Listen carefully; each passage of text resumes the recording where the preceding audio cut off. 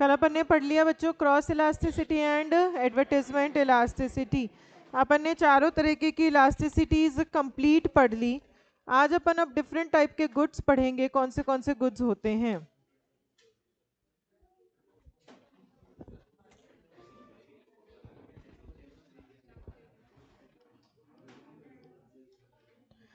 Producer goods, consumer goods. Producer goods कौन से होते हैं? जो कुछ और प्रोड्यूस करने में हेल्पफुल होते हैं, जो कुछ और बनाने के लिए जो हेल्पफुल गुड्स होते हैं उसे प्रोड्यूसर गुड्स कहते हैं। जो इंटरमीडिएट गुड्स होते हैं, कंज्यूमर उनको फाइनली कंज्यूम नहीं करता है, उस तरीके के गुड्स को क्या कहा जाता है? Producer goods. फॉर एग्जाम्पल आपकी मशीन, मशीन की हेल्प से कुछ और प्रोडक्शन किया जाता है, तो इस तरह के गुड्स को क्या कहा जाता है? Producer goods. कंज्यूमर गुड्स कौन से होते हैं? जो कंज्यूमर फाइनली कंज्यूम करता है, उस तरीके के गुड्स को क्या कहते हैं? कंज्यूमर गुड्स कहते हैं। फॉर एग्जाम्पल आपका ब्रेड, फॉर एग्जाम्पल आपकी बटर, जो कंज्यूमर फाइनली कंज्यूम करता है उस तरह के गुड्स को क्या कह देते हैं? कंज्यूमर गुड्स कह देते हैं। अब ये कंज्यूमर गुड्स भी दो तरीके के गुड्स होते हैं, durable goods and non durable goods. Durable goods कौन से होते हैं? जो लॉन्ग लास्टिंग होते हैं, जो मोर देन वंस, जो एक से ज़्यादा बार, मोर देन वन, जो एक से ज़्यादा बार यूज़ में लिया जा सकता है, उस तरह के गुड्स को क्या कहते हैं? Durable consumer goods. और नॉन ड्यूरेबल कंज्यूमर गुड्स कौन से होते हैं? जो सिर्फ और सिर्फ used only for one time, only for one time, जो चीज़ सिर्फ और सिर्फ एक ही बार काम में ली जा सकती है उसे नॉन ड्यूरेबल कंज्यूमर गुड्स कहते हैं। Durable consumer good for example आपका शर्ट, जो आप एक से ज़्यादा बार काम में ले सकते हो। Non durable consumer good for example Maggi, जो आप सिर्फ और सिर्फ एक ही बार काम में ले सकते हो। तो प्रोड्यूसर गुड्स कौन से गुड्स होते हैं? जो कुछ और प्रोडक्शन में हेल्पफुल होते हैं, उन सारे गुड्स को क्या बोला जाता है? Producer goods. कंज्यूमर गुड्स कौन से होते हैं? जो फाइनली कंज्यूमर कंज्यूम करता है, उस तरह के गुड्स को क्या कह देते हैं? Consumer goods. Produce consumer goods दो तरीके के गुड्स होते हैं, durable consumer goods and non durable consumer goods. Durable, जो एक से ज़्यादा बार काम में लिए जा सकते हैं, उस तरीके के गुड्स को क्या कहते हैं? Durable consumer goods. और नॉन ड्यूरेबल कंज्यूमर गुड्स, जो सिर्फ और सिर्फ एक ही बार काम में लिया जा सकता है, उसे क्या कहते हैं? नॉन ड्यूरेबल कंज्यूमर गुड कह देते हैं। देन नेक्स्ट होती है आपकी derived demand and autonomous demand. बच्चों अपन पढ़ चुके हैं डिराइव डिमांड क्या होती है? टाइड डिमांड, ऐसी डिमांड जो किसी पेरेंट प्रोडक्ट पे डिपेंड करती है, उस तरह की डिमांड को क्या कहा जाता है? Derived demand. जैसे कि एग्जाम्पल अगर अपन देखें तो सीमेंट की डिमांड जो होती है वो डिराइव डिमांड होती है, जो अपने पेरेंट प्रोडक्ट पे डिपेंड करती है। सीमेंट का पेरेंट प्रोडक्ट क्या हो गया? बिल्डिंग। बिल्डिंग पे डिपेंड करती है आपको सीमेंट कितनी चाहिए होगी। फॉर एग्जाम्पल प्रोड्यूसर गुड्स की डिमांड भी जो होती है वो डिराइव्ड डिमांड होती है। प्रोड्यूसर गुड की डिमांड किस पे डिपेंड करती है बच्चों? कंज्यूमर गुड्स पे डिपेंड करती है। कैसे? फॉर एग्जाम्पल एक मशीन जो है वो 50 यूनिट्स प्रोडक्शन कर पा रही है, 50 यूनिट बना पा रही है।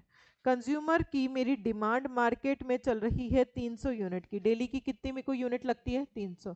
तो बच्चों एक मशीन 50 यूनिट बना पा रही है, तो मुझे एक मशीन से काम चल जाएगा? नहीं, मुझे कितनी मशीन खरीदनी पड़ेगी? 300 divided by 50, that is 6 machine खरीदनी पड़ेंगी। ये 6 क्या है? ये 6 आपके प्रोड्यूसर गुड्स हैं, जो आपको कैसे पता चले जिसकी डिमांड किस पे डिपेंड करती है? कंज्यूमर गुड्स पे डिपेंड करती है। तो प्रोड्यूसर गुड्स की डिमांड को भी टाइड डिमांड या फिर डिराइव्ड डिमांड कहा जा सकता है, जो कंज्यूमर गुड पे डिपेंड करती है। ऑटोनोमस डिमांड क्या होती है? जो इंडिपेंडेंट डिमांड होती है। इंडिपेंडेंट मतलब वो किसी भी चीज़ पे डिपेंड नहीं करती। मुझे ब्रेड खानी है, कोई चीज़ पे डिपेंड नहीं कर रहा, कोई मौसम नहीं है, कोई कुछ ऐसा नहीं है जिस पे वो डिपेंड करती है। मुझे आइसक्रीम खानी है, किसी चीज़ पे डिपेंड नहीं करता। तो इस तरह की डिमांड को क्या कहा जाता है? ऑटोनोमस डिमांड कहा जाता है। तो derived demand and autonomous demand. Derived demand कौन सी डिमांड होती है? जो पेरेंट प्रोडक्ट पे डिपेंड करती है। और ऑटोनोमस डिमांड कौन सी डिमांड होती है? जो किसी भी चीज़ पे डिपेंड नहीं करती है। इस तरह की डिमांड को क्या कहा जाता है? ऑटोनोमस डिमांड कहा जाता है। Then industry demand and firm demand. Firm मतलब मैं, मेरी ऑर्गेनाइजेशन, मेरी एबीसी कंपनी है, मैं मेरी कंपनी की डिमांड की बात कर रही हूँ तो एक फर्म की हो गई। मेरी सपोज कपड़े बनाने की कंपनी है, ठीक है, कपड़ा बनाती हूँ, तो मैं अगर मेरी फैक्ट्री की डिमांड की बात कर रही हूँ तो फर्म की डिमांड। अगर मैं पूरे इंडिया में बात कर रही हूँ कि कपड़े की टोटल कितनी डिमांड आती है तो उसे क्या कहेंगे? Industry demand. इंडस्ट्री का मतलब क्या होता है बच्चों? ग्रुप ऑफ फर्म्स, ठीक है। अगर मेरा आयरन एंड स्टील की फैक्ट्री है और मैं मेरे फैक्ट्री की डिमांड की बात करती हूँ तो फर्म की डिमांड। अगर मैं बात करती हूँ पूरे इंडिया में आयरन एंड स्टील की कितनी रिक्वायरमेंट होगी एक महीने के अंदर, तो उसको अपन क्या कह देते हैं? इंडस्ट्री की डिमांड कह देते हैं। देन लास्ट है आपका, that is short run demand and long run demand. Short run मतलब प्राइस में चेंज होने की वजह से, इमीडिएट इफेक्ट की वजह से जो चेंजेस आते हैं आपकी डिमांड के अंदर, उस तरह के डिमांड को क्या कहते हैं? Short run demand. For example जो लोग बहुत ऑनलाइन शॉपिंग करते हैं वो पूरे टाइम देखते रहते हैं कब कौन सा ऑफर आ रहा है, कब कौन सा ऑफर आ रहा है।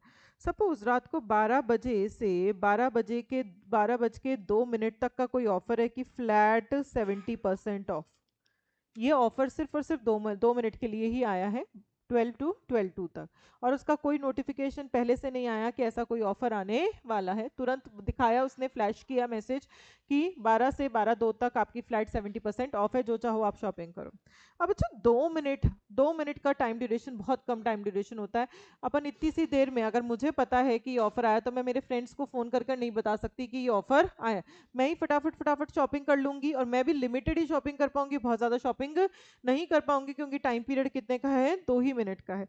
तो प्राइस में चेंज हुआ, उसकी वजह से इमीडिएटली जो रिएक्शन की वजह से डिमांड क्रिएट हुई, सपोज इमीडिएट रिएक्शन की वजह से एक्स्ट्रा डिमांड 100 यूनिट की बढ़ी, उस 2 मिनट में कितनी डिमांड बढ़ी? 100 यूनिट्स की। तो डिमांड कितनी हो गई? 100। तो ये, इस डिमांड को क्या कहते हैं? Short run demand.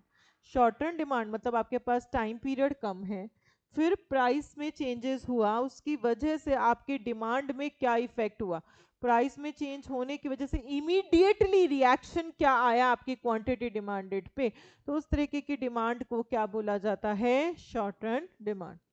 Long run demand, time period मेरे पास सफिशिएंट इनफ है, फ्लिपकार्ट की सेल आने वाली है, ठीक है। अब वो सेल आएगी सपोज 20 मार्च से फॉर एग्जाम्पल, और उसका एडवर्टिजमेंट आज से ही आने लग गया। फोन में भी दिख रहा है मुझे, टीवी में भी दिख रहा है मुझे, हर जगह, सोशल मीडिया पे भी, हर जगह यही, रेडियो पे भी ये एडवर्टिजमेंट सुन रहा है, हर जगह मुझे ये एडवर्टिजमेंट दिख रहा है कि फ्लिपकार्ट की सेल आने वाली है, फ्लिपकार्ट की सेल आने वाली है, फ्लिपकार्ट की सेल आने वाली है 20 तारीख से। और ये सेल कब तक चलेगी? 20 to 30, 10 दिन की सेल चलेगी। अब बच्चों इतना लंबा, ऑलमोस्ट 1 मंथ बाकी है अभी सेल आने में। अब मुझे पता है, मैं फ्लिपकार्ट यूज करती हूँ, तो मुझे पता चल गया फ्लिपकार्ट की सेल आने वाली है।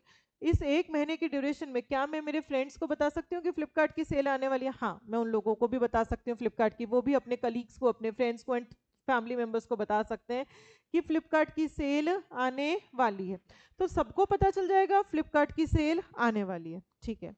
बाई चांस कुछ लोग रह गए, अब 20th को सेल शुरू हो गई, अगर किसी को 21st को पता चलता है कि सेल आई हुई है तो तब भी वो शॉपिंग कर सकता है। हाँ, क्योंकि शॉपिंग करने का टाइम आपके पास सफिशिएंट इनफ है, 10 दिन का समय है, 10 दिन में आप चाहो जितनी शॉपिंग कर सकते हो और चाहे जितने लोग उसमें जुड़ सकते हैं।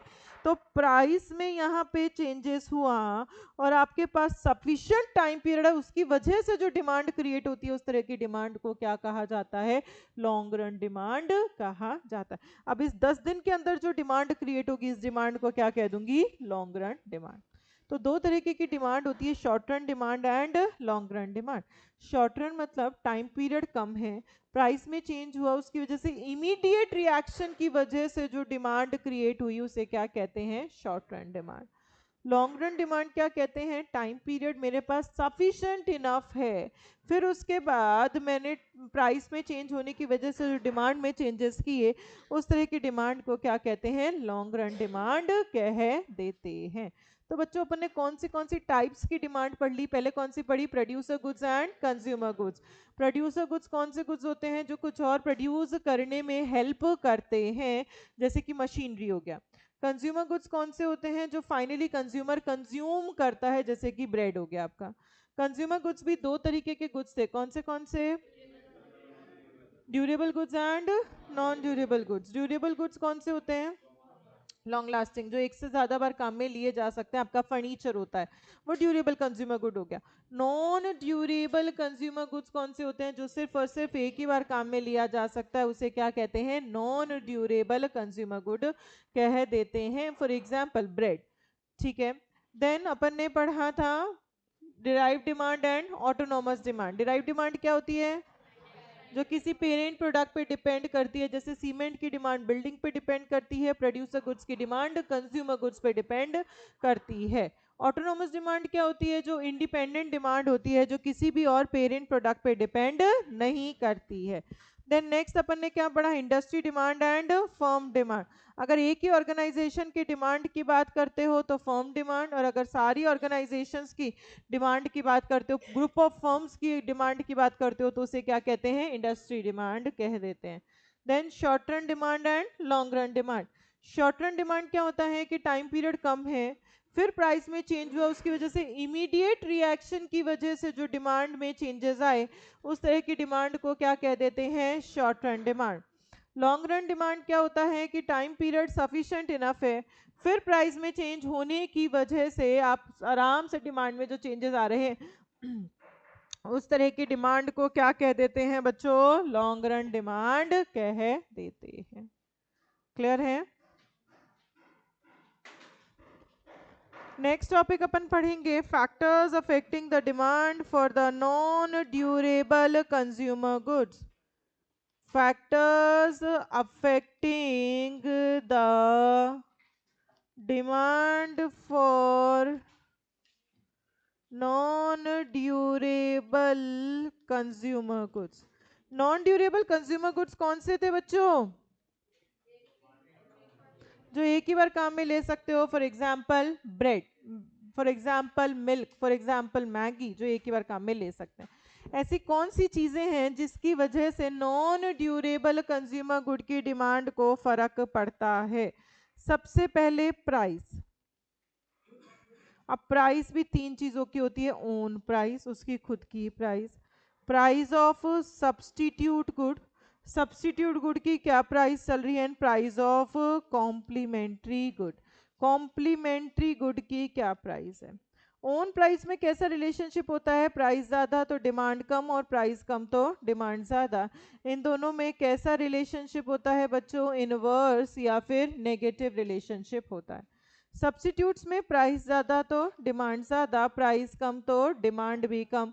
इन दोनों में कैसा रिलेशनशिप होता है? पॉजिटिव या फिर डायरेक्ट रिलेशनशिप होता है।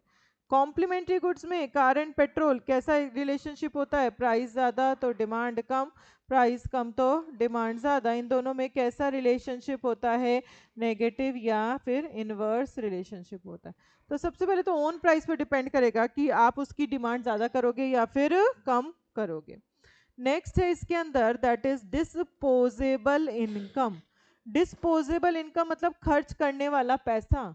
खर्च करने वाला पैसा क्या होता है? इनकम जो आपने कमाया है उसमें से टैक्स माइनस कर दो, तो जो बचता है वो खर्च करने वाला पैसा है। तो खर्च करने वाला पैसा मेरे पास ज़्यादा है या कम, उस पर भी डिपेंड करेगा कि मैं नॉन ड्यूरेबल कंज्यूमर गुड्स की डिमांड ज़्यादा करूंगी या कम करूंगी।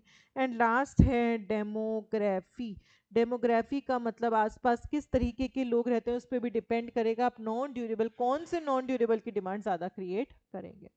अगर आसपास बच्चे ज़्यादा रहते हैं तो मैगी की डिमांड ज़्यादा होगी, ब्रेड्स की डिमांड ज़्यादा होगी। आसपास ओल्ड एज पीपल रहता है तो मिल्क की डिमांड ज़्यादा होगी। तो आसपास कौन से लोग रहते हैं उस पर डिपेंड करेगा कि आप किस तरीके के प्रोडक्ट की डिमांड ज़्यादा करेंगे, किस तरह के प्रोडक्ट की डिमांड कम करेंगे। तो ये 3 फैक्टर्स हैं जिसकी वजह से नॉन ड्यूरेबल कंज्यूमर गुड की डिमांड को फ़र्क पड़ता है। कौन से 3 फैक्टर्स हैं बच्चों? प्राइस, प्राइस में 3 आते हैं, ओन प्राइस, सब्स्टिट्यूट की प्राइस एंड कॉम्प्लीमेंट्री की प्राइस। ओन प्राइस और कॉम्प्लीमेंट्री में तो नेगेटिव या इन्वर्स रिलेशनशिप होता है और सब्स्टिट्यूट्स में पॉजिटिव या फिर डायरेक्ट रिलेशनशिप होता है। नेक्स्ट क्या है? Disposable income, income minus tax, जो खर्च करने वाला पैसा बचता है उस पर भी डिपेंड करेगा कि आप कौन से नॉन ड्यूरेबल की डिमांड ज़्यादा करेंगे और कौन से नॉन ड्यूरेबल की डिमांड कम करेंगे। एंड लास्ट है इसके अंदर डेमोग्राफी, डेमोग्राफी मतलब आसपास किस तरीके के लोग रहते हैं उस पर भी डिपेंड करेगा कि आप कौन से नॉन ड्यूरेबल की डिमांड ज़्यादा करेंगे एंड कौन से नॉन ड्यूरेबल की डिमांड कम करेंगे। नेक्स्ट है आपका that is factors affecting the demand for durable consumer good. Factors affecting the demand for durable consumer goods, ऐसे कौन से फैक्टर्स हैं जिसकी वजह से ड्यूरेबल कंज्यूमर गुड्स की डिमांड को फर्क पड़ता है। ड्यूरेबल कंज्यूमर गुड्स कौन से होते हैं? जो एक से ज़्यादा बार आप काम में ले सकते हो। फॉर एग्जांपल आपका फर्नीचर, फॉर एग्जांपल आपका फ्रिज, फॉर एग्जांपल आपका phone, for example car, for example bike, ये सब ड्यूरेबल कंज्यूमर गुड्स होते हैं। ऐसे कौन से फैक्टर्स हैं जिनकी वजह से इनकी डिमांड को फ़र्क पड़ता है? पहला है पोस्टपोन, मैं इनकी डिमांड को पोस्टपोन करूंगी या नहीं करूंगी, depends on my social status. अगर मैं बहुत हाई फाई सोसाइटी में रहती हूँ तो मुझे लेटेस्ट मॉडल का एसी लगाना ही पड़ेगा, इंस्टॉल करना ही पड़ेगा। और अगर मैं मिडिल क्लास सोसाइटी में रहती हूँ, एवरेज सोसाइटी में रहती हूँ, तो वहाँ मैं इस साल एसी नहीं है मेरे घर में और अगली साल लगा लूँगी, इस गर्मियाँ मैं कूलर में निकालूंगी तो भी काम चल जाएगा। मुझे सोसाइटी कहेगी नहीं कि भाई आपके घर में एसी नहीं है, एसी नहीं है, एसी नहीं है। तो आपका सोशल स्टेटस कैसा है, आपकी सोसाइटी कैसी है, उस पर भी डिपेंड करेगा कि आप एसी अभी लगाएंगे या उसकी डिमांड को पोस्टपोन कर देंगे। देन आपकी इनकम, ऑब्वियसली अगर मेरे पास पैसा होगा तो मैं ड्यूरेबल कंज्यूमर गुड की डिमांड करूंगी, और इनका पैसा ही नहीं है तो मैं कहाँ से एसी लगा लूंगी। एंड लास्ट है इसके अंदर that is rate of obsolescence, वो चीज़ कितनी जल्दी ऑब्सलीट हो जाती है। अगर वो चीज़ ऑब्सलीट हो रही है जल्दी तो मुझे ऑब्वियसली नया गुड को रिप्लेस करना ही पड़ेगा, और अगर ऑब्सलीट नहीं हो रही तो इस साल भी मैं उससे काम चला लूँगी। अगर मेरे घर में कोई ऐसा एसी लगा हुआ है जो बहुत 10 सालों से चल रहा है वो एसी, और अभी भी अगर वो ख़राब होता है तो ठीक ठाक मार्केट में उसको कोई ठीक करने वाला मिल रहा है जो वो चल रहा है तो मैं चला पा रही हूँ, तो उसकी डिमांड को मैं पोस्टपोन कर दूंगी कि अगली साल नया लगवा लेंगे, इस साल और अपन इसी से काम चला लेते हैं। पर अगर कोई ऐसा एसी लगा हुआ है जिसके पार्ट्स मिलने बंद हो गए, जिसकी सर्विसेज मिलनी बंद हो गई मार्केट के अंदर, अब वो एसी खराब हो गया तो कोई भी ठीक करने नहीं आएगा तो मुझे तुरंत उसको रिप्लेस करना ही पड़ेगा, मैं उसकी डिमांड को पोस्टपोन नहीं कर पाऊंगी। तो आप ड्यूरेबल कंज्यूमर गुड की डिमांड को पोस्टपोन करेंगे या नहीं करेंगे, depends on my social status, depends on my income and depends on rate of obsolescence. Second है कि ऐसा कौन से फैक्टर है जिसकी वजह से ड्यूरेबल कंज्यूमर गुड की डिमांड को फर्क पड़ता है, दैट इज स्पेशल फैसिलिटी। हर एक ड्यूरेबल कंज्यूमर गुड को यूज में लेने के लिए आपको एक स्पेशल फैसिलिटी की जरूरत पड़ती है। जैसे कि अगर मुझे घर में फ्रिज लगाना है तो मुझे इलेक्ट्रिसिटी की ज़रूरत पड़ेगी, बिना इलेक्ट्रिसिटी के फ्रिज नहीं चल सकता। अगर मेरे को बहुत अच्छी गाड़ी चलानी है तो मुझे अच्छी रोड की ज़रूरत पड़ेगी, बिना रोड के वो गाड़ी नहीं चल सकती। अगर मैं छोटे से गांव में रहती हूँ पर मेरे पास पैसा बहुत है और वहाँ पे रोड्स ऐसी हैं जो एकदम टूटी हुई हैं, तो वहाँ पे मैं ऑडी कार नहीं खरीद सकती। पैसा तो है, इनकम है मेरे पास, एबिलिटी है, इच्छा भी है, विलिंगनेस है, पर मैं उसकी डिमांड क्रिएट नहीं कर सकती। क्यों? क्योंकि रोड ही नहीं है तो ऑडी आप चलाओगे कहाँ पे। तो आपकी अगर गाड़ी चलानी है तो रोड होनी चाहिए, फ्रिज लगाना है घर में तो इलेक्ट्रिसिटी कनेक्शन होना चाहिए, तभी आप फ्रिज को यूज में ले सकते हैं। तो ड्यूरेबल कंज्यूमर गुड को यूज में लेने के लिए मुझे स्पेशल फैसिलिटी की नीड होती है, और अगर स्पेशल फैसिलिटी नहीं मिलेगी तो मैं उसको यूज में नहीं ले पाऊंगी। नेक्स्ट है इसके अंदर that is use by more than 1 person. Generally durable जो कंज्यूमर गुड्स होते हैं वो एक से ज़्यादा लोग घर में काम में लेते हैं। फॉर एग्जाम्पल मैं फ्रिज की बात करूँ तो फ्रिज में सिर्फ अकेली काम में लूँगी घर में? नहीं, सब घर में मम्मी पापा भैया दीदी दादा दादी जितने भी लोग रहते हैं सब लोग उस फ्रिज को काम में लेंगे। अब मुझे लगता है यार फ्रिज पुराना हो गया, आजकल की जनरेशन को 3 साल पुरानी चीज़ भी बहुत पुरानी लगती है। तो उन्होंने कह दिया अपन को तो लग रहा है 3 साल पुराना है, अब ये आउटडेटेड हो गया, मम्मा नया फ्रिज लेकर आओ। पर मम्मी क्या कहती है, बेटा अभी तो नया ही है, अभी तो लिया ही था ये फ्रिज। तो मुझे सबकी हामी भरवानी पड़ेगी घर में, अगर मुझे नया फ्रिज लाना है तो सब हाँ करेंगे तभी तो नया फ्रिज ला पाऊंगी, सिर्फ मेरी इच्छा से नया फ्रिज नहीं आ सकता। तो ड्यूरेबल कंज्यूमर गुड्स को एक से ज़्यादा लोग काम में लेते हैं, तो जब तक सब लोग रेडी नहीं होंगे तब तक अपन उसकी डिमांड को क्रिएट नहीं कर सकते। देन नेक्स्ट है इसके अंदर, that is greater the holdings. greater the holdings, greater will be replacement demand। जितने ज्यादा आपके पास ड्यूरेबल कंज्यूमर गुड्स होंगे उतनी ज्यादा उनकी रिप्लेसमेंट डिमांड आनी शुरू हो जाएगी। पहले मेरे घर में सिर्फ और सिर्फ एक स्कूटी थी, तो उसी की मुझे सर्विस करानी पड़ती थी, उसी का ही पार्ट चेंज कराना पड़ता था, उसी को ही पेट्रोल डलाना पड़ता था, मतलब उसी को ही धीरे धीरे ठीक करवाना पड़ता था और कुछ भी मेरे को मेंटेनेंस नहीं करना पड़ता था। अब स्कूटी भी है, घर में बाइक भी है, घर में मेरे पास साइकिल भी है, घर में मेरे पास कार भी है, मेरे पास जीप भी है, सारे साधन आ गए मेरे पास। अब सारे साधन आ गए तो कभी कार खराब है, कभी कार की सर्विस, कभी स्कूटी की सर्विस, कभी बाइक की सर्विस, कभी साइकिल की सर्विस, कभी इसका ये टूट गया, कभी उसका ये टूट गया, कभी कार खराब हो गई नई गाड़ी लेकर आओ, कभी इस बाइक खराब हो गई नई बाइक लेकर आओ। इस तरीके की चीजें चलती रहती हैं चलती रहती हैं चलती रहती हैं। तो जितने ज्यादा आपके पास ड्यूरेबल कंज्यूमर गुड्स होंगे उतनी ही ज्यादा उनकी रिप्लेसमेंट डिमांड क्रिएट होना शुरू हो जाएगी। एंड लास्ट है, ड्यूरेबल कंज्यूमर गुड्स की डिमांड को किससे फर्क पड़ता है, that is price and credit facility. Price तो बहुत बड़ा फैक्टर है ही बच्चों, अगर प्राइस ज़्यादा होगी तो डिमांड कम होगी और प्राइस कम होगी तो डिमांड ज़्यादा होगी। क्रेडिट फैसिलिटी मतलब उधारी पे मिल रहा है नहीं मिल रहा, अगर उधारी पे मिलेगा तो मैं ज़्यादा डिमांड क्रिएट करूंगी और उधारी पे नहीं मिलता तो मैं उसकी डिमांड भी कम क्रिएट कर दूंगी। तो यहाँ तो इनके बीच में कैसा रिलेशनशिप हो जाएगा, पॉजिटिव या डायरेक्ट, और यहाँ इनके बीच में कैसा रिलेशनशिप हो जाएगा, नेगेटिव या फिर इनवर्स रिलेशनशिप हो जाएगा। तो ये सारे फैक्टर्स हैं जिसकी वजह से ड्यूरेबल कंज्यूमर गुड्स की डिमांड को फर्क पड़ सकता है। कौन से फैक्टर्स हैं बच्चों? फर्स्ट फैक्टर क्या है? पोस्टपोन। हम पोस्टपोन करेंगे नहीं करेंगे depends on my social status, depends on price, depends on income and depends on date of obsolescence. Next, special facility. अगर मेरे पास बिजली है तो मैं फ्रिज लगाने का सोचूंगी, मेरे पास रोड है तो मैं कार की डिमांड करूंगी, अदरवाइज मैं कार की डिमांड नहीं करूंगी। Next, use by more then one person. Generally जो ड्यूरेबल कंज्यूमर गुड्स होते हैं वो घर के एक से ज़्यादा लोग काम में लेते हैं, तो जब तक सब लोग हाँ नहीं भर देते तब तक अपन उसकी डिमांड को क्रिएट नहीं कर सकते। नेक्स्ट क्या है? Greater the holding, greater will be the replacement demand. जितने ज़्यादा ड्यूरेबल कंज्यूमर गुड्स होंगे उतनी ज़्यादा उनकी रिप्लेसमेंट डिमांड क्रिएट होती जाएगी। कभी आपका बाइक खराब, कभी स्कूटी खराब, कभी कार खराब, कभी जीप खराब, कभी साइकिल खराब, फिर से कार खराब, फिर से बाइक खराब, कुछ ना कुछ चलता रहता है, चलता ही रहता है। देन लास्ट क्या है? प्राइस एंड क्रेडिट फैसिलिटी पे भी डिपेंड करेगा कि आप ड्यूरेबल कंज्यूमर गुड्स की डिमांड क्रिएट करेंगे या नहीं करेंगे। तो प्राइस के बीच में कैसा रिलेशनशिप होता है? नेगेटिव या फिर इनवर्स रिलेशनशिप होता है। और क्रेडिट फैसिलिटी में कैसा रिलेशनशिप होता है? पॉजिटिव या फिर डायरेक्ट रिलेशनशिप होता है। अगर क्रेडिट फैसिलिटी ज़्यादा तो डिमांड ज़्यादा, और क्रेडिट फैसिलिटी कम तो डिमांड भी कम। तो अपन ने दो चीज़ों के फैक्टर्स पढ़ लिए। Factors affecting the demand for the non durable consumer goods. कौन से फैक्टर्स थे बच्चों? प्राइस, प्राइस में तीन थे, ओन प्राइस, सब्स्टिट्यूट की प्राइस एंड कॉम्प्लीमेंट्री की प्राइस। नेक्स्ट क्या था? डिस्पोजेबल इनकम, खर्च करने वाला पैसा, तो इनकम में से टैक्स निकाल दोगे तो खर्च करने वाला पैसा आ जाएगा। एंड लास्ट क्या था वहां पे? Demography.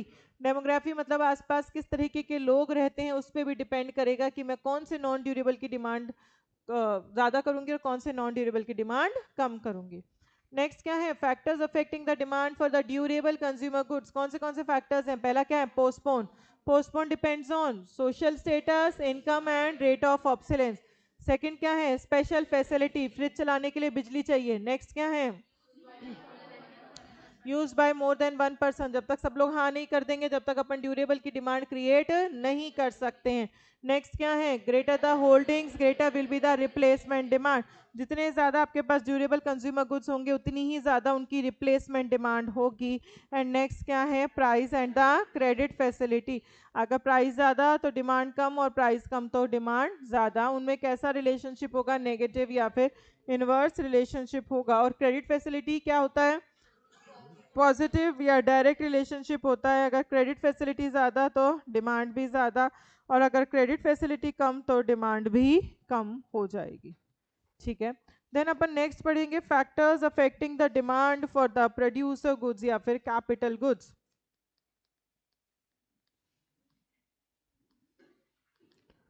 Factors affecting the demand for producer goods. Producer goods को ही क्या बोला जाता है, कैपिटल गुड्स भी बोला जाता है। ऐसे कौन से फैक्टर्स हैं जिसकी वजह से मशीन की डिमांड को फर्क पड़ सकता है। मशीन की डिमांड बच्चों कैसी डिमांड होती है, डिराइव्ड डिमांड या फिर इसे क्या बोल सकते हैं, टाइड डिमांड भी होती है प्रोड्यूसर गुड्स की डिमांड।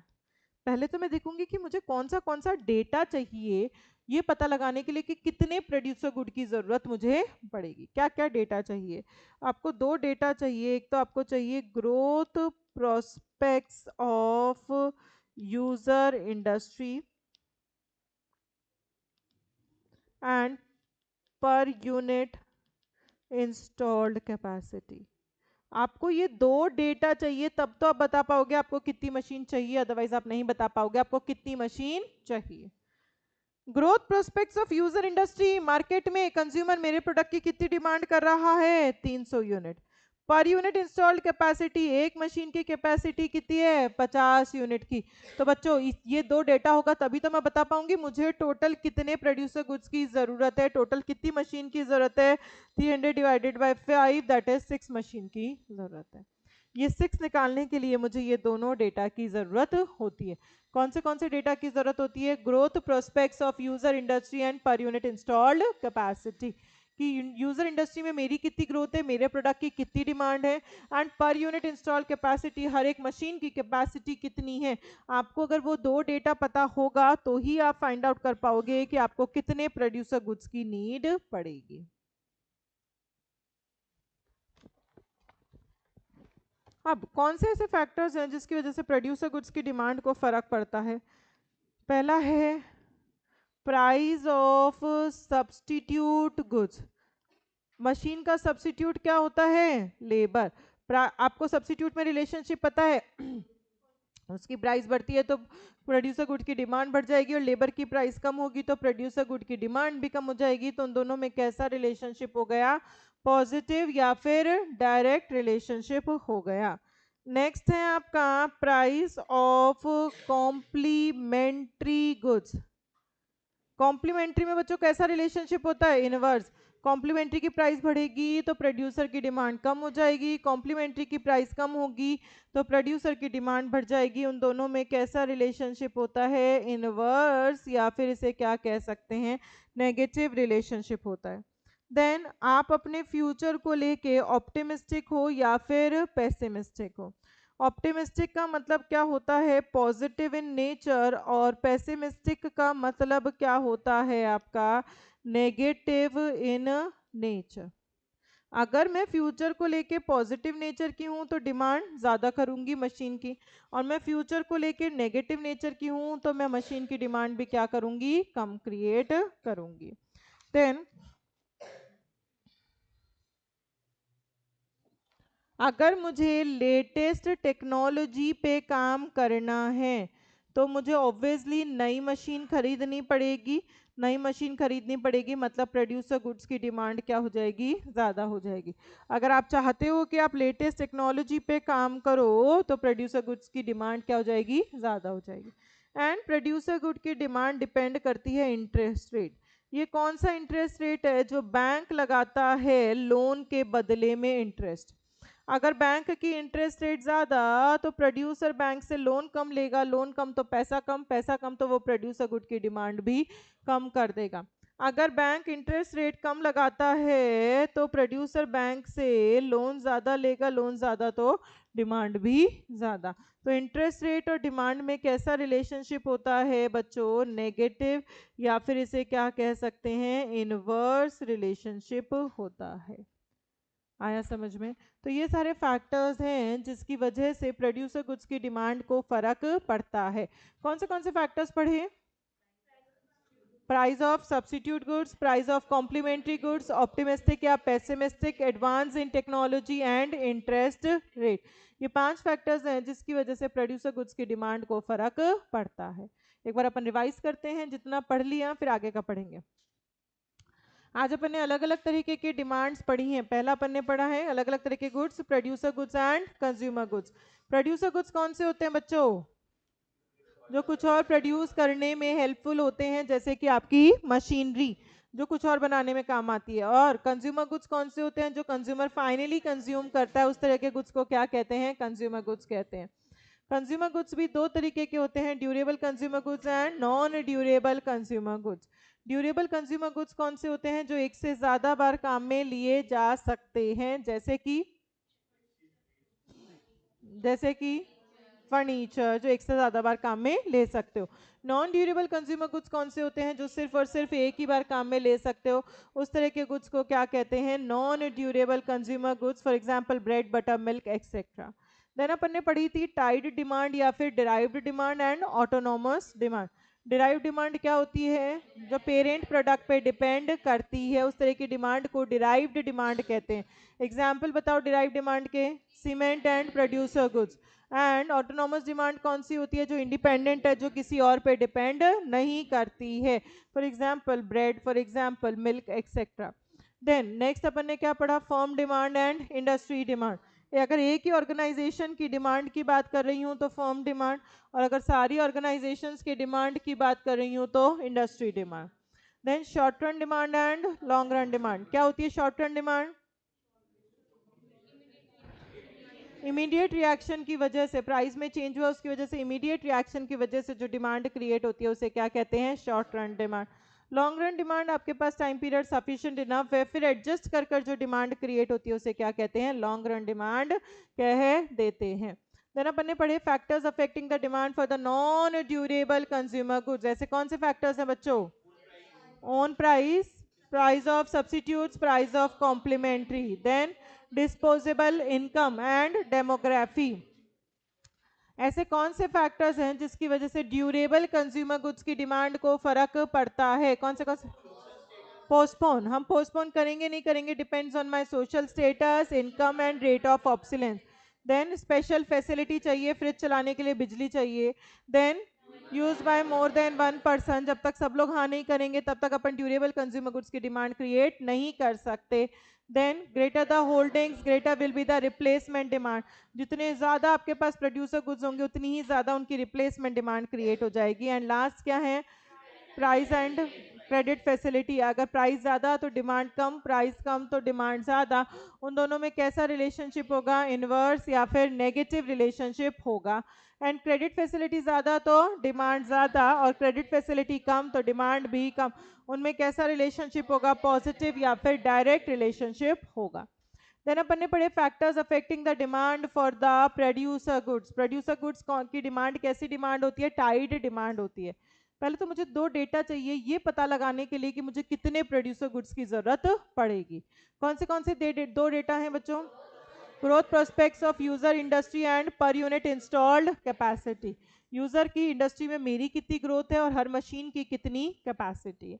अगर मेरे पास ये दोनों डेटा है तो मैं फाइंड आउट कर सकती हूँ कि मुझे कितने प्रोड्यूसर गुड्स की डिमांड की जरूरत पड़ेगी। अब ऐसे कौन से फैक्टर्स हैं जिसकी वजह से प्रोड्यूसर गुड्स की डिमांड को फर्क पड़ता है? कौन से फैक्टर्स हैं?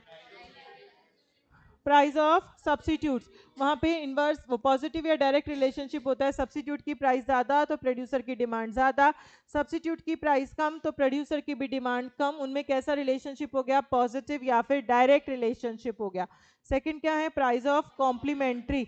इनमें इनवर्स या नेगेटिव रिलेशनशिप होता है। कॉम्प्लीमेंट्री की प्राइस ज़्यादा तो प्रोड्यूसर की डिमांड कम, कॉम्प्लीमेंट्री की प्राइस कम तो प्रोड्यूसर की डिमांड ज़्यादा। देन आप ऑप्टिमिस्टिक हो या पेसिमिस्टिक। अगर आप ऑप्टिमिस्टिक हो, पॉजिटिव हो फ्यूचर को लेके, तो डिमांड ज़्यादा क्रिएट करेंगे, और अगर आप पेसिमिस्टिक हो तो डिमांड कम क्रिएट करेंगे। देन एडवांस इन टेक्नोलॉजी, अगर आप लेटेस्ट टेक्नोलॉजी पे काम करना चाहते हैं तो ज़्यादा प्रोड्यूसर गुड्स खरीदेंगे। एंड लास्ट क्या है इसमें, इंटरेस्ट रेट, जो बैंक लोन के बदले इंटरेस्ट रेट लगाता है, अगर वो इंटरेस्ट रेट ज़्यादा तो डिमांड कम, और इंटरेस्ट रेट कम तो डिमांड ज़्यादा। उनमें कैसा रिलेशनशिप हो गया, नेगेटिव या फिर इनवर्स रिलेशनशिप हो गया। यहाँ तक क्लियर है?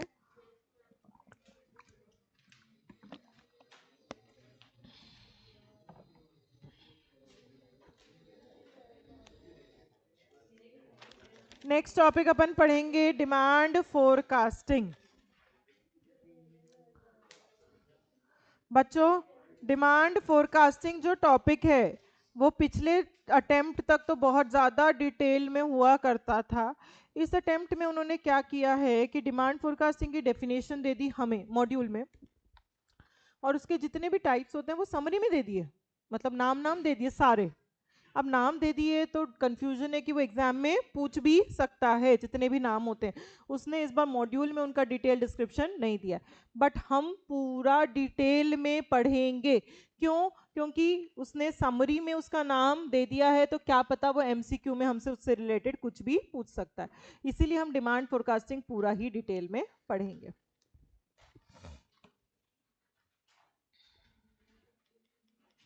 नेक्स्ट टॉपिक है अपना डिमांड फोरकास्टिंग। ये लास्ट टॉपिक है इस यूनिट का। देखो, ये जो चैप्टर है डिमांड एंड सप्लाई, इस चैप्टर में अपन ने देखा था 3 यूनिट्स होती हैं, unit 1, unit 2 and unit 3। Unit 1 जो है वो सबसे लेंदी यूनिट है, सबसे बड़ी यूनिट है, और उस यूनिट का ये लास्ट टॉपिक है, that is demand forecasting. Forecasting का मतलब क्या होता है बच्चों?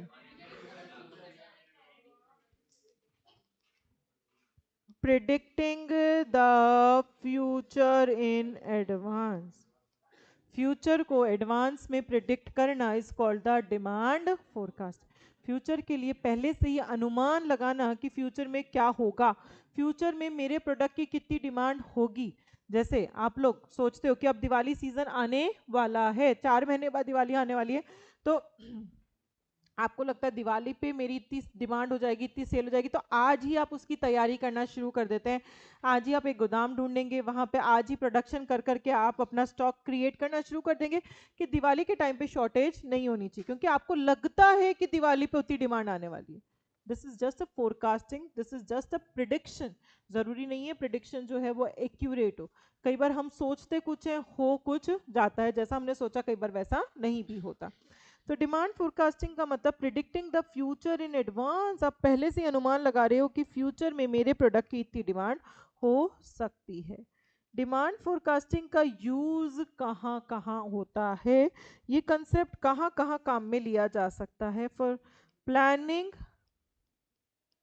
एंड डिसीजन मेकिंग में डिमांड फोरकास्टिंग कंसेप्ट काम में लिया जा सकता है। प्लानिंग, प्लान करेंगे, मतलब मुझे पता है कि इस बार दिवाली पे मेरे जो शर्ट्स हैं उनकी सेल डबल हो जाएगी, जितनी अभी होती है उससे डबल हो जाएगी दिवाली पे शर्ट की। तो पहले से प्लान करके रखते हैं कि मेरे को, अगर मैं ट्रेडिंग करती हूँ तो यहाँ यहाँ से सामान खरीद के लाना है, और अगर मैं खुद मैन्युफैक्चर करती हूँ मेरा सामान, तो मेरे को पहले से ही मशीन लगानी है और पहले से ही मुझे उस पर प्रोडक्शन शुरू करके रखना, इतने लेबर चाहिए होंगे, उसकी इतनी कॉस्टिंग, इतना रॉ मटेरियल, सब चीज़ों की आप पहले से ही प्लानिंग कर कर रख लेते हैं।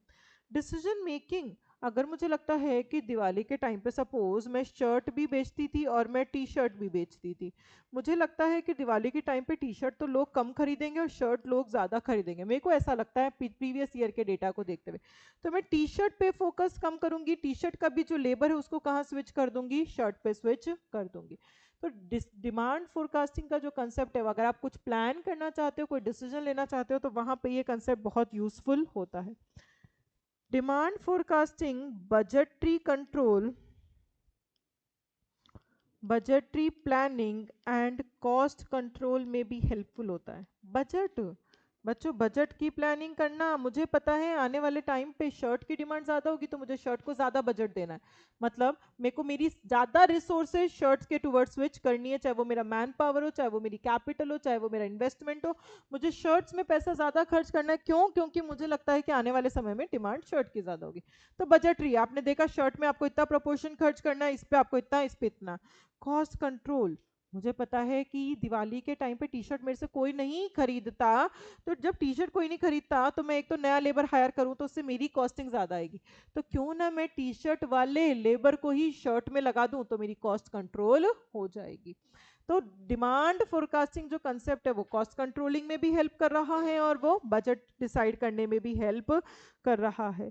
डिमांड फोरकास्टिंग आपकी प्राइसिंग एंड एडवर्टाइजमेंट स्ट्रैटेजी भी बनाने में हेल्प करता है। Pricing and advertisement strategy, pricing strategy, देखो प्राइसिंग स्ट्रैटेजी क्या होती है। फॉर एग्जांपल गोवा, गोवा में सबको पता है कि न्यू ईयर बनाने बहुत लोग गोवा जाते हैं। तो न्यू ईयर बनाने जाते हैं गोवा, तो गोवा में न्यू ईयर के टाइम पे जितने भी होटल्स होते हैं वो फुल होते हैं, फुल कैपेसिटी से यूटिलाइज्ड होते हैं। तो वो लोग गोवा में जितने भी सेलर्स हैं, जो होटल के ओनर्स हैं, वो क्या करते हैं कि न्यू ईयर के टाइम पे तो अपने होटल के रूम का किराया बढ़ा देंगे। वो 10,000 रुपये एक रूम का किराया कर देंगे, उस टाइम पे उन्होंने प्राइस ज़्यादा कर दी। और न्यू ईयर के बाद जब उनका ऑफ सीजन आता है, जब बहुत कम लोग गोवा घूमने जाते हैं, तब वो लोग उसकी प्राइस कम कर देंगे। तो डिमांड फोरकास्टिंग ही तो है, उनको उन्होंने पहले से ही देखा कि न्यू ईयर पे मेरी डिमांड बढ़ जाएगी तो मैं उसकी प्राइस ज़्यादा कर सकती हूँ, और इस टाइम पे मेरी डिमांड कम होती है तो इस टाइम पे मुझे इसकी प्राइस कम करनी चाहिए। डिमांड फोरकास्टिंग जो है वो एडवर्टाइजमेंट स्ट्रैटेजी बनाने में भी हेल्प करता है। एडवर्टाइजमेंट स्ट्रैटेजी मतलब मुझे लगता है कि फोरकास्टिंग करने से मुझे पता चला कि जयपुर और दिल्ली में तो मेरी सेल अच्छी हो जाएगी, फोरकास्टिंग से मुझे पता चला। पर मुझे ये लगता है कि मुझे मुंबई में अभी मेरी सेल इतनी नहीं हो रही, तो मुझे मुंबई में ज़्यादा एडवर्टीजमेंट करना चाहिए, या जयपुर और दिल्ली में ही और सेल बढ़ाने के लिए और नए नए एडवर्टीजमेंट के मीडियम काम में लेने चाहिए। इस तरीके से अपन एडवर्टीजमेंट की स्ट्रैटेजी भी बना सकते हैं। तो डिमांड फोरकास्टिंग इन 3 जगह पे आपका यूजफुल हो सकता है। पहला कौन सा है? Planning and decision making, then budget and cost control, then pricing and advertisement strategy। वापस बोलो, यूजफुल और यूजेस ऑफ डिमांड फोरकास्टिंग कहाँ कहाँ काम में लिया जा सकता है? Planning and decision making, budget and cost control, price and advertisement strategy. वापस बोलो, डिमांड फोरकास्टिंग का कंसेप्ट कहाँ कहाँ यूज में लिया जा सकता है? Planning and decision making, budget and cost control, price and advertisement strategy. वापस बोलो बच्चों, planning and decision making, budget and cost control, pricing and advertisement strategy। वापस बोलो, planning and decision making, budget and cost control, pricing and advertisement strategy। Demand forecasting का concept in 3 जगह पे काम में लिया जा सकता है, उसके ये 3 यूजेस हो सकते हैं। नेक्स्ट अपन पढ़ेंगे that is scope of demand forecasting.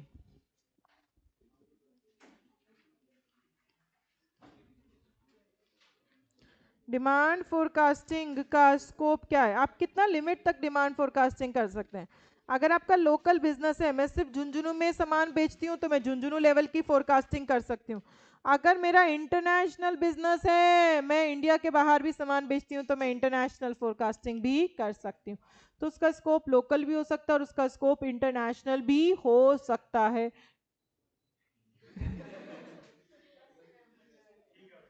ठीक है, चलो तो दोबारा से बताओ, डिमांड फोरकास्टिंग का मतलब क्या होता है? Predicting the future in advance.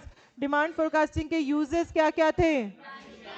Planning and decision making, budget and cost control, pricing and advertisement strategy. Scope क्या हो सकता है डिमांड फोरकास्टिंग का? स्कोप क्या हो सकता है? लोकल भी हो सकता है और इंटरनेशनल भी हो सकता है। अगर आपका बिजनेस लोकल है तो लोकल फोरकास्टिंग हो जाएगी, और आपका बिजनेस इंटरनेशनल है तो इंटरनेशनल फोरकास्टिंग हो जाएगी। यहाँ तक का कल सबको लर्न कर कर आना है। कल मैं सुनूंगी, 100% सुनूंगी मंडे को, फिर उसके बाद मैं आगे पढ़ाऊंगी।